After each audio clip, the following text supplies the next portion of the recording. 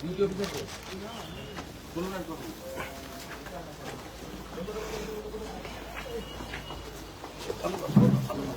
মন্ডল ওসিকে বলবেন যে শুভেন্দু অধিকারী এসেছিল বিজেপির প্রার্থী নন্দীগ্রাম ভবানীপুরের এবং বিরোধী দলের। যেদিন ভারতীয় জনতা পার্টির প্রথম লিস্ট বেরোয়, এখানকার বিশিষ্ট নেতা, জেলার নেতা বিশ্বনাথ ব্যানার্জিকে দল মনোনয়ন দেয়নি। উনি হোয়াটসঅ্যাপ কল করে উনি এবং আরেকজন পুলিশ অফিসারের সঙ্গে কথা বলিয়ে দিয়েছিলেন। আমাদের কাছে কমপ্লিট রেকর্ডটা আছে। আফটার এমসিসি এগুলো পুলিশের কাজ নয়, আইপ্যাকের সঙ্গে কথা বলে এগুলো করা। এই সেম অভিযোগ তমলুকের এসডিপিও নন্দীগ্রামের আইসির বিরুদ্ধে আছে। আমি সতর্ক করে দিয়ে গেলাম। আপনি বলবেন আমার কাছে বিশ্বনাথ ব্যানার্জি সব রেকর্ডিং করে আমাকে দিয়েছে। বিশ্বনাথ ব্যানার্জির বাড়ি থেকে আসছি। এটা পুলিশের কাজ নয়। বেতন তৃণমূল দেয় না, ট্যাক্সের টাকায় বেতন পান। অশোক স্তম্ভ লাগানো আছে। বিএনএস অনুযায়ী, ইলেকশন কমিশনের গাইডলাইন অনুযায়ী কাজ করতে বলবেন। উনি নিজে থাকলে আমি বলে যেতাম। আমি অন রেকর্ড সিসিটিভির সামনে ডিউটি অফিসারকে খুব পোলাইটলি এবং জেন্টলি বলে গেলাম, এটা পুলিশের কাজ নয়। পার্টি অফিস বানাবেন পরে, 4 তারিখের পরে, তার আগে না।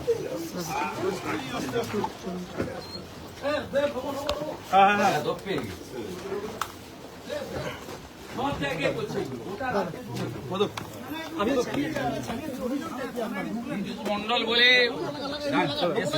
ওসিএসকে ওকে পাইনি, চলে গেছে, মানে পালিয়েছে হয়তো।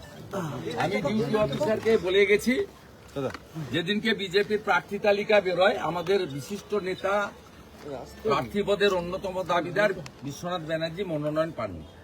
তাকে ফোন করে পলিটিক্যাল কথা বলেছে যে তৃণমূলে যোগদান করুন, এবং উনি তো কথা বলেছেন, আরো কনফারেন্স করে আরেকজন পুলিশ অফিসারের সঙ্গে কথা বলিয়ে দিয়েছেন, সিনিয়র পুলিশ অফিসার। আমি নামটা আজকে বলছি না, দরকারের নামটা পরে বলে দেবো। আমার কাছে কমপ্লিট রেকর্ড রয়েছে। এই একই কাজ গত পরশুদিন দুপুরে এসডিপিও তমলুক করেছে, তার চেম্বারে সিসিটিভি ফুটেজ আছে। কিছু বিজেপির লোককে ডেকে বলেছে নির্দল প্রার্থী দিন। আপনারা জানেন ওখানে তৃণমূলের মিছিলে গেছিল ওই মীর কাজী বলে একজন সিভিক ভলেন্টিয়ার্স, ডিমোরালাইজ হয়েছে বিজেপির কমপ্লেনে। সিভিক ভলেন্টিয়ার্সদেরও বলছি, এতদিন যা করেছেন ইলেকশন পিরিয়ডও করবেন না। নন্দীগ্রামে একজন সিভিক ভলেন্টিয়ার, আমরা কমপ্লেন করেছিলাম ভিডিও ফুটেজ দিয়ে, তাকে ডিমোরালাইজ করেছে, মানে as per norms and records ডকুমেন্টের উপরে। পুলিশ কমপ্লিটলি নিরপেক্ষ হয়ে যান। বেতন সরকার দেয়, বেতন কিন্তু পিসিও দেয় না, তৃণমূলে দেয় না, আইপ্যাকও দেয় না। কেউ বাঁচাতে পারবে না। আমরা এবারের নির্বাচন অন্যভাবে করব, পরিষ্কার করতে। আমাদের লোকদের সব করতে পারবেন না। মহিষাদল থানার ওসির বিরুদ্ধে কি নির্বাচন কমিশন অভিযোগ করবেন? অভিযোগ না, আজকে বলে গেলাম, সতর্ককরণ করে গেলাম।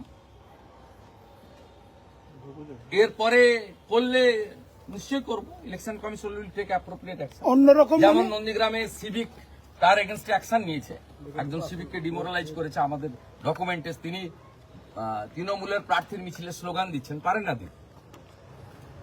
হোম ডিপার্টমেন্ট থেকে বেতন দেয় 10,000 পাক আর 9,000 পাক যাই পাক, হোম ডিপার্টমেন্টের সঙ্গে পুলিশদের রিলেটেড। এগুলো সব ভদ্র হয়ে যান, নইলে। আপনি বলছেন অন্যরকম নির্বাচন, মানে অন্যরকম, অন্যরকম আইন মানতে বাধ্য করব, যা দরকার তাই করব। ইলেকশন কমিশনকে বাধ্য করাবো এমসিসি অনুযায়ী কাজ করতে, পুলিশকে বাধ্য করাবো নিরপেক্ষ হতে। এগুলো পার্টি অফিস নয়। নীল সাদা রং লাগিয়ে দেওয়া মানে পার্টি অফিস নয়, জনগণের জায়গা।